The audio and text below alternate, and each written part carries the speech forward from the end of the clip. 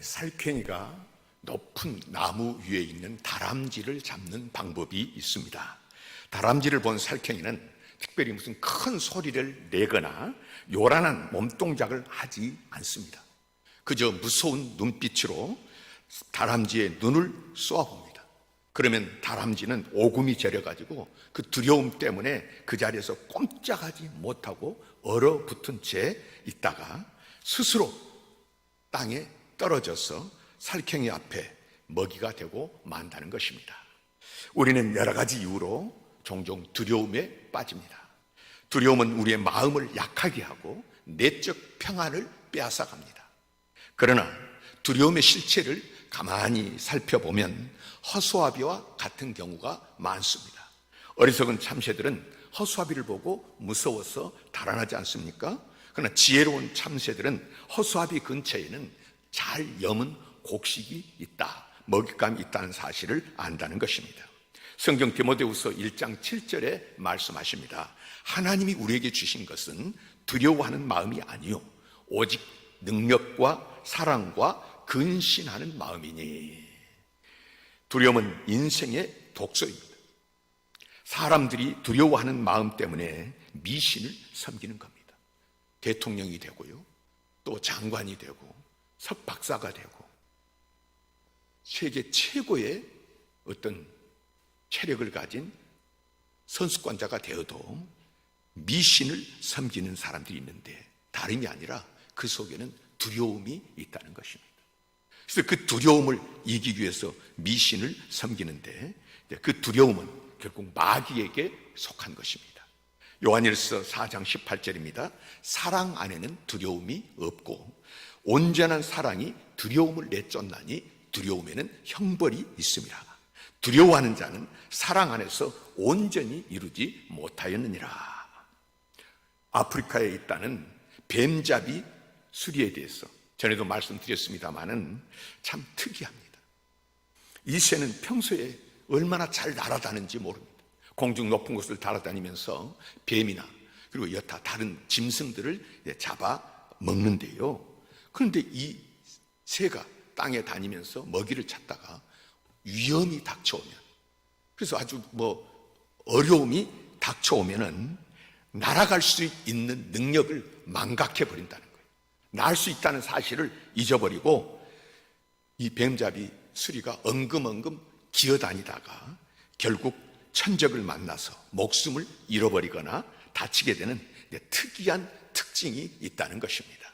우리의 모습 속에 뱀잡이 수리의 특징은 없는지, 처음에는 우리가 상당한 훈련과 오랜 경험을 통해서 의지적으로라도 조금씩 기도하고 기도하는 그런 삶을 찾으며 주님을 바라보면서 살아가지만은 막상 기도가 필요한 극심한 고통의 순간에는, 아주 어려운 고통의 순간에는 기도를 잊어버리고 어쩔 줄 몰라서 당황하고 더 큰 어려움에 빠지는 경우가 있지는 않느냐 그 말입니다. 다니다 보면 양봉을 하는 사람들 있지 않습니까?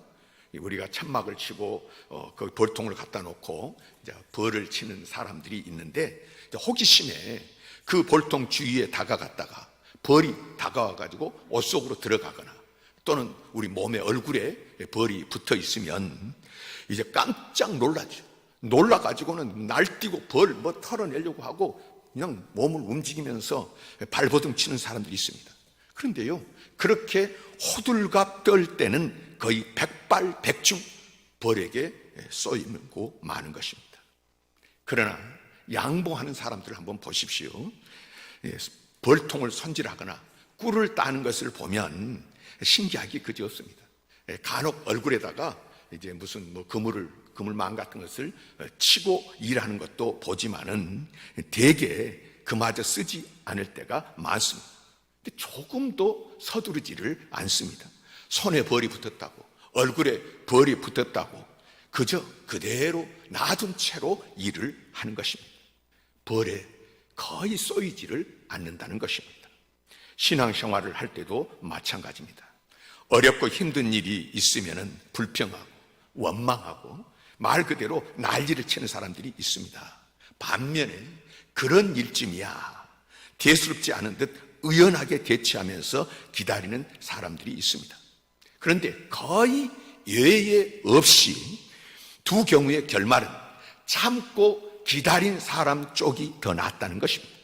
잠잠히 참고 기다리는 사람의 태도에는 이 일 속에는 하나님이 개입하고 계신다. 하나님이 일하고 계신다. 이것 통해서 역사하실 분은 하나님뿐이시라는 고백이 담겨 있으면서 기다리는 것입니다. 파수꾼이 아침을 기다림보다 내 영혼이 주를 더 기다리나니 참으로 파수꾼이 아침을 기다림보다 더하도다. 우리가 배우자가 나타나기를 기다리고 기도 응답이 오기를 기다리고 반항적인 자녀가 철들기를 기다리고 또 일자리가 나타나기를 기다리고 건강이 나타나기를 기다립니다. 또 갈등 속에서 이 갈등이 끝나기를 기다리고 이 경제적인 압박 속에서 벗어나기를 기다립니다. 기다리는 것은 우리를 위한 하나님의 계획의 일부입니다. 하나님의 때를 기다리는 것이 곧 인내입니다. 그 인내를 통해서 이제 우리는 하나님 일하시는 것을 체험하게 되는데, 믿음의 영웅들의 명단 우리가 쭉 한번 뽑아놓고 본다고 보십시오. 성경 믿음의 영웅들을 살펴보면 잘 기다린 사람들로 가득 차 있습니다. 다윗 왕은 사울을 피해서 아둘람 굴에서 기다렸습니다. 모세는 이스라엘 백성들을 이끌어내기 전에 40년 동안 광야에서 기다렸습니다. 욥은 소중히 여기던 것들을 다 잃어버렸지만은 하나님을 기다렸습니다. 엘리사벳과 사가랴는 노년이 될 때까지 기다리고 난 다음에 특별한 아이인 세례 요한을 낳았습니다. 사도 바울은 감옥에서 그 고통 속에서 석방되기를 기다리면서 편지를 썼는데 그것이 오늘날 하나님의 말씀, 신약 성경의 일부가 되었습니다. 하나님 역시 세상 죄를 대속할 예수 그리스도를 보내시기 때 때가 찰 때까지 기다렸습니다. 이사야서 30장 18절을 통해서 주님 말씀하십니다. 그러나 여호와께서 기다리시나니 이는 너희에게 은혜를 베풀려 하심이요 일어나시리니 이는 너희를 긍휼히 여기려 하심이라. 대저 여호와는 공의의 하나님이심이라. 무릇 그를 기다린 자는 복이 있도다. 그를 기다리는 자, 사람을 기다리고 다른 어떤 통로를 기다리고 내가 발버둥 치는 것이 아니라 여호와를 기다린 자는 복이 있도다. 하나님께서 모세의 후계자가 된 여호수아에게 말씀하십니다. 강하고 담대하라. 너는 내가 그들의 조상에게 맹시하여 그들에게 주리라 한 땅을 이 백성에게 차지하게 하리라. 오직 강하고 극히 담대하여 나의 종 모세가 내게 명령한 그 명령을 다 지켜 행하고 우로나 좌로나 치우치지 말라. 그리하면 어디로 가든지 형통하리라. 여호수아는 그 수많은 이스라엘 백성들을 이끌고 지금 가나안을 정복하려고 가는 것입니다. 그런데 이 가나안 땅을 차지하고 지키고 가로막고 있는 사람들이 어떤 사람입니까? 높은 장벽을 쌓아두고 장대한 사람들로 훈련된 군인들입니다. 추호의 빈틈도 보이지 않는 그런 땅인데 여호수아는 그 땅을 들어가야 되는 것입니다. 그때 하나님께서는 여호수아에게 극히 강하고 담대하라.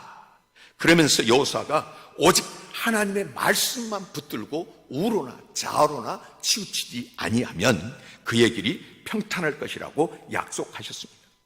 하나님께서는 하나님의 위대하신 일을 이루실 때에 사람을 사용하십니다. 하나님께서는 사람을 부르시고 그에게 사명을 주시고 그 사명을 감당할 수 있는 능력을 주십니다. 하나님께서 함께 하시면 누구나 위대한 하나님의 일을 감당할 수 있다. 사도들을 통해서요. 또 성경의 인물들을 통해서 그들이 문벌이 좋은 사람이 아니고요. 학벌이 좋은 사람들이 아니고요. 세상에 어떤 다른 사람보다 뛰어난 사람들이 아닌데 하나님이 들어 쓰십니다. 오늘 하나님께서는 새로운 일을 이루시기 위해서 쓰실 사람을 지금도 부르고 계십니다. 하나님께서 쓰시는 사람은 어떤 사람입니까? 하나님의 위대하신 일에 쓰임을 받기 위해서는 어떻게 해야 하는 것입니까? 하나님께서 일찍이 아브라함의 후손에게 가나안 땅을 주시겠다고 약속하셨습니다. 그래서 하나님의 섭리 가운데에 아브라함의 후손 이스라엘은 애굽으로 들어가서 종노릇도 하고 고통을 당했지만은 그곳에서 큰 민족으로 번성했습니다. 그러나 요셉을 모르는 새로운 왕조가 애굽에 들어서니까 이제 이 이스라엘 백성들은 애굽의 노예가 돼서 극심한 고통을 당했습니다. 이스라엘 백성들 고통 가운데서 할 일이 무엇입니까? 부르짖는 것입니다. 이 고통을 호소하는 것입니다. 하나님께서는 모세를 보내셔서 이스라엘을 애굽에서 구원해내게 하시는데요, 그들을 약속하신 땅 가나안으로 인도하게 하십니다. 그러나 이스라엘 백성들은 광야에서 범죄해서 가나안 땅에 들어가지 못하고 40년 동안이나 광야에서 방황하는 삶을 살아야 했습니다. 마침내 광야 생활 40년이 끝나고 이스라엘이 가나안 땅에 들어서게 됩니다. 여호수아는 바로 이 시점에서 부름받고 사역을 시작을 합니다. 여호와의 종 모세가 죽은 후에, 이 간단한 말은 많은 내용과 엄청난 무게를 지니고 있습니다. 모세는 위대한 하나님의 사람이었고 이스라엘의 큰 지도자였습니다. 그런데 바로 그 모세가 죽었다는 것입니다. 모세의 죽음 생각해 보십시오. 이 모세가 죽었다 할 때 이스라엘 백성들이 받았던 충격, 그들이 가졌던 상실감, 더 심각한 것은 이제 가나안 땅을 정복해야 할 너무나도 엄청난 이 중요한 시기에 모세가 죽었다는 것입니다. 여호수아는 바로 이러한 엄청난 사건을 언급하면서 여호수아서가 시작이 되고 있습니다. 여호와의 종 모세가 죽은 후에 하늘이 무너진 것 같고 세상이 다 끝난 것 같고 앞이 깜깜한 그런 때, 하나님께서는 왜 하필이면 이렇게 중대한 시기에 모세를 데려가셨을까요? 모세가 가나안 정복 전쟁까지 감당하고 죽었더라면 얼마나 좋았겠습니까? 왜 하나님께서는 하필이면 이 큰 일을 두고 모세를 죽게 하셨느냐, 그 말입니다. 모세가 누구와도 비교할 수 없는 위대한 인물이었던 것은 사실입니다. 그러나 그것은 모세 개인의 능력이 아니라 하나님의 능력이었습니다. 모세가 행했던 엄청난 일들은 모세 자신의 능력으로 행한 것이 아니었습니다. 하나님께서 그를 부르시고 그에게 지팡이를 들려주시고 그에게 능력을 주셨습니다. 모세는 단지 하나님의 능력의 도구로 사용되었을 뿐입니다. 하나님께서는 모세뿐만 아니라 다른 사람을 통해서도, 마른 막대기를 통해서라도 얼마든지 원하신 일을 하실 수 있는 줄 믿으시기를 바랍니다. 또 한 가지, 하나님께서 각 사람에게 주신 사명과 임무가 다르다고 하는 것입니다. 모세의 사명이 다르고 여호수아의 사명이 달랐습니다.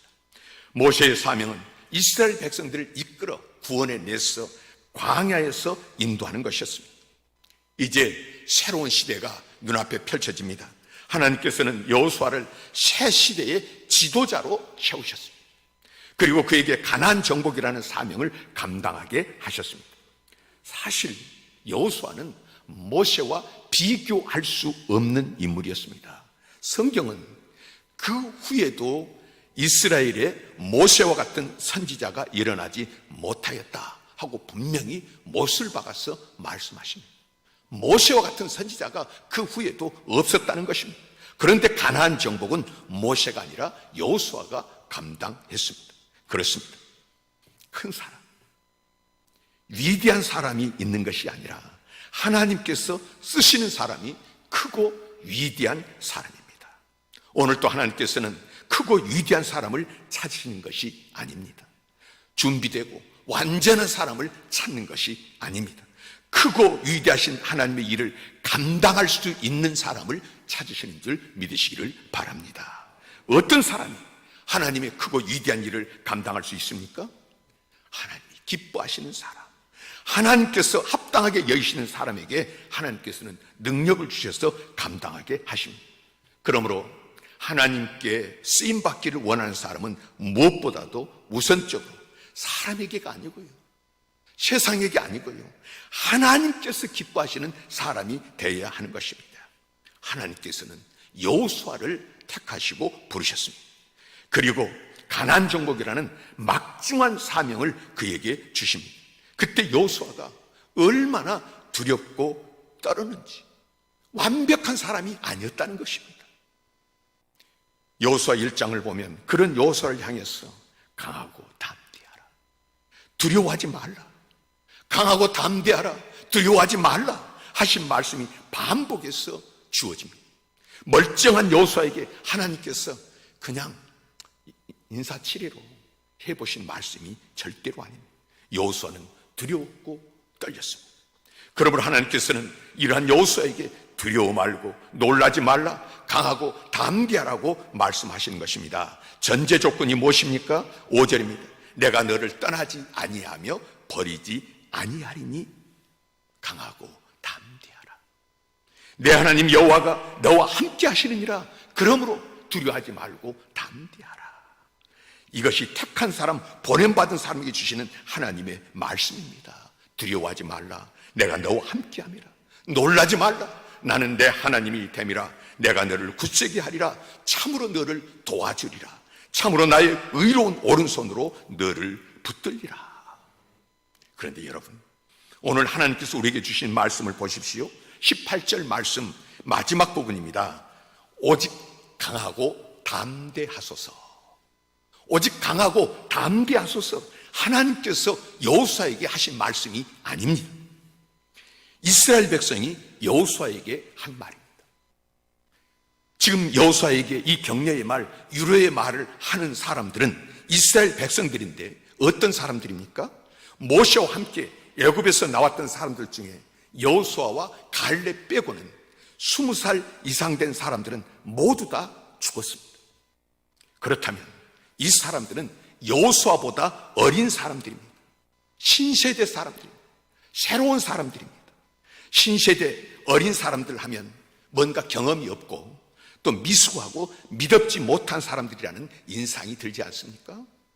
요즘도 보면 나라의 형편을 보거나 또 우리 교회의 상황을 보거나 기성세대 입장에서 보면 옛날에는 그렇지 않았는데, 그때는 그렇지 않았는데, 뭔가 참 국가관이나 윤리관이나 또는 가치관이나 도대체 이해가 안 되는 것입니다. 생각하는 것이 용납이 안 되는 것입니다. 그런 사람들이 어른들을 가르쳐 들고 충고하려고 든다고 하면 누가 이해하고 받아들이겠습니까? 당시 이스라엘 백성들 가운데 여호수아를 능가할 사람이 누가 있습니까? 여호수아는 하나님의 음성을 듣고 하나님의 인도함을 받는 사람입니다. 모세 밑에서 얼마나 오랜 기간을 훈련을 받았습니까? 그런 여호수아를 향해서 요단 동편에 자리 잡고 있던 세 지파 사람들이 한 말이지만 오늘 문맥을 보면 그들만의 당부가 아닙니다. 이스라엘 전체의 뜻을 담고 있는데 오직 강하고 담대하소서. 오직 강하고 담대하소서. 그들이 어떻게 이런 말을 할 수 있습니까? 16절, 17절, 18절 오늘 본문 말씀. 그들이 여호수아에게 대답하여 이르되 당신이 우리에게 명령하신 것을 우리가 다 행할 것이요 당신이 우리를 보내시는 곳에는 우리가 가리이다. 우리는 범사에 모세에게 순종한 것 같이 당신에게 순종하려니와 오직 당신의 하나님 여호와께서 모세와 함께 계시던 것 같이 당신과 함께 계시기를 원하나이다. 누구든지 당신의 명령을 거역하며 당신의 말씀을 순종하지 아니하는 자는 죽임을 당하리니 오직 강하고 담대하소서. 그들은 보았습니다. 경험했습니다. 어렸지만 광야를 지나오면서 애굽에서 나왔어. 이 광야를 지나오면서 하나님께서 함께 하실 때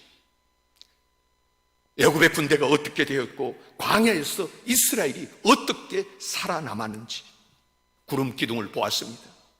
홍해가 갈라지는 것을 보았습니다. 만나를 먹었습니다.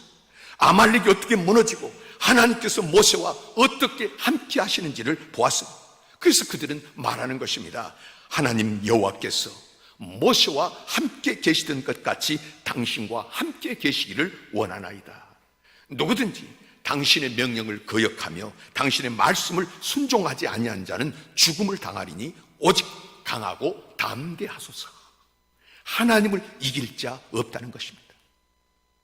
하나님과 함께하는 사람을 당할 자 없다는 것입니다. 죽자고 덤벼들어도 하나님을 이길 자 없다. 하나님이 배우가 되어준 사람을 당할 사람 없다. 하나님을 만난 사람, 하나님을 경험한 사람의 의식세계입니다. 그들의 생각의 결론입니다. 하나님이 함께 하시면 이깁니다. 하나님이 함께 하시면 약한 자가 아닙니다. 하나님이 함께 하시면 이 세상에 두려워할 것은 아무것도 없습니다. 오직 강하고 담대하소서. 하나님 믿는 자의 삶이요 신앙 고백입니다. 이번 총회 기간 동안에 이제 매번 총회 하루 일정 시작하기 전에 이제 경건회가 있습니다.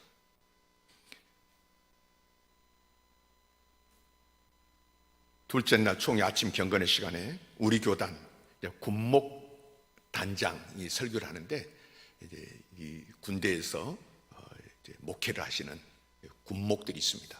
신학대학을 졸업을 하면 이제 그 군목 시험을 합격을 하고 훈련을 받고는 안수를 받고 중위로, 소위 중위로 임관이 되어가지고 이제 군목 활동을 하는데, 이번에 총회에 오신 우리 교단 통합측 교단 군목들이 40명이 되더라고요. 다 오셨는지 모르겠지만 거기 오신 분들만 40명인데, 이제 그 중에 이제 우리 교단 군목 단장이 있습니다. 중령인데 이제 그분이 아침에 설교를 하시는데, 이제 그 말씀 중에 들은 이야기입니다. 1968년 1월 21일에 북한군 특수부대인 124 부대원 31명이 청와대를 습격했습니다. 유명한 김신조 일당, 그들이 청와대 대통령을 죽이겠다 하고 그들이 이렇게 들어왔는데, 당시 뭐 온 나라가 뒤집혔잖아요. 여기 연세전 드신 분들은 다 아실 것입니다. 당시 군사 경제를 비롯해서 우리나라는 모든 면에서 사실 우리가 몰랐지 북한보다 못할 때, 뒤처질 때입니다. 근데 이제 저들이 그렇게 특수부대를 보내가지고 이제 나라를 뒤집어 놓으니까 온 나라가 발칵 뒤집어지고, 특별히 우리 대한민국 군대 전체를 새롭게 만들어야 되겠다 하는 생각이 비등했습니다. 근데 당시 1군 사령관으로, 1군단 사령관으로 한신 장군이라는 분이 계셨는데, 군대를 새롭게 만들려고 예하 부대를 이렇게 시찰하면서 다니다 보니까 너무도 부패 있는 것입니다. 이건 부패가 아주 그냥 부정부패가 꽉 차가지고 이 군대가 아니라 이 군기도 하나도 없다고 하는 것입니다. 참 실망하고, 그런데 이 전체를 돌아다 보니까 가끔 눈이 반짝이고 군기가 들어있고 정직한 사람들이 있었습니다. 훈련에도 눈에 띄는 용감한 사람들이 있었습니다. 장군이 그런 사람들을 만나서 이야기를 하다가 한 가지 공통점을 발견했습니다. 예수 믿는 사람들이라는 것이었습니다. 한신 장군은 그때부터 예하 부대를 방문할 때마다 지휘관에게 예수 믿느냐, 교회에 나가느냐, 이 부대의 교인 비율이 얼마나 되느냐 물으시면서 일일이 자기 밑에 있는 사람들 다 예수 믿으라고, 교회에 나가라고 그분이 권면했다는 것입니다. 그분은 신앙이 없는 사람. 그럼에도 예수 믿는 사람들의 삶을 보고 그렇게 권면하는 것인데, 예수 믿는 사람들이 그렇게 된 것, 뭐 때문에? 그 배후에 누가 있느냐 하는 것입니다. 그 강하고 담대함의 뿌리가 무엇이냐 하는 것입니다. 유명한 물리학자 아인슈타인이 상대성 원리를 발표하고 유명해지니까 수많은 곳에서 강연 요청이 들어왔습니다. 당신은 무슨 녹음이나 영상 녹화 이런 것이 없기 때문에 일일이 다니면서 강의를 해야 했는데요. 이 아인슈타인이 조수 한 명을 데리고 다니는데 뭐 경호원 겸 그다음에 기사 겸 이 조수를 데리고 다녔는데 어느 날 또 강의를 가는데 이 조수가 머리가 뛰어나고 아주 똑똑한 거예요. 근데 하도 많이 같이 다니다 보니까 이 아인슈타인이 강의하는 것을 다 외워버린 거예요. 너무 잘한 겁니다. 그러니까 이 조수가 가다가 아인슈타인에게 오늘은 제가 한번 강의를 하면 어떻겠습니까? 그런 거예요. 그러니까 아인슈타인이 그거 참 재밌겠다 생각이 들어가지고 한번 해봐라 하고는 자기는 모자를 푹 눌러쓰고 뭐 당신은 뭐 이렇게 뭐 언론 발전된 게 아니니까 누가 누군지 잘 모르잖아요. 그래서 자기는 저 뒤에 앉아 있고 이제 이 조수가 나가서 강의를 하는데요. 너무 잘한 거예요. 그냥 뭐 그동안에 봤던 것 똑똑하게 아주 잘했습니다. 끝나고 난 다음에 질의 응답 시간이 있지 않습니까? 한 교수가 일어서더니 이제 질문을 몇 가지를 하는데 식은땀이 나도록 아주 어려운 질문을 한 거예요. 이제 누가 제일 당황했습니까? 아인슈타인이 제일 당황한 거예요. 저거 어떻게 하나? 그런데 이 조수가 당당하게 딱 했더니 아니 교수님 그렇게 쉬운 질문을 하십니까? 이런 질문은 제가 할 것이 아니라 저기 우리 조수가 하겠습니다 하고는 아인슈타인을 나오라 그래가지고 이제 그 답을 하게 했다고 하는 것입니다. 이 사람이 이렇게 당당할 수 있는 것은 무엇입니까? 이것을 알고 있는 분이 여기 있다는 거예요. 여러분, 하나님의 말씀을 보시면 예수님께서 그 풍랑이는 바다에서 그 배에 누가 탔습니까? 조상 대대로 갈릴리 바다에서 물고기 잡던 베드로, 야고보, 요한 이 사람들이 배에 같이 있지 않습니까? 그러면 그 사람들이 이 풍랑을 이기는 1급 기술자들이에요. 그런데 예수님은 누워서 주무시고 제자들은 이걸 이기려고 애쓰고 힘쓰다가 주님을 깨우는 거예요. 우리가 죽게 됐는데 돌아보지 않습니까? 할 때에 이 예수님의 이 담당함, 이 담대함, 이 두려움 없음이 어디서 왔습니까? 예수님도요 하나님됨을 비워버리고 우리와 똑같은 인간으로 이 땅에 오신 줄 믿으시기를 바랍니다. 그런데 예수님이 그렇게 당당할 수 있었던 것은 예수님은 하늘을 알고 땅을 알고 이 모든 세계의 주인을 아는 것입니다. 하나님이 함께 하십니다. 여러분, 오늘 강하고 담대하소서 말했던 사람들의 그 배후에는 누가 있는 것이고요. 성경의 그 위대한 하나님의 사람들 죽음을 앞에 두고 십자가에 거꾸로 못 박혀서 그 감옥에서 매를 맞고 죽을 위기에 있어도 강하고 담대하며 당당했던 사람들 그 뿌리가 무엇입니까? 하나님이 함께 하십니다. 하나님이 함께 하시면 오직 강하고 담대하소서 누구에게나 말할 수 있고 그런 삶을 얼마든지 살 수 있음을 믿으시기를 바랍니다. 그 다음에 일어난 일들은 여러분 추상적인 어떤 말의 유희로 끝나는 것이 아니라 분명한 열매가 있는 것이 우리 하나님의 역사입니다. 하나님께서는 반드시 우리를 소원의 항구로 말의 열매 맺는 장소로 인도하셔서 영광을 받으시는 줄 믿습니다.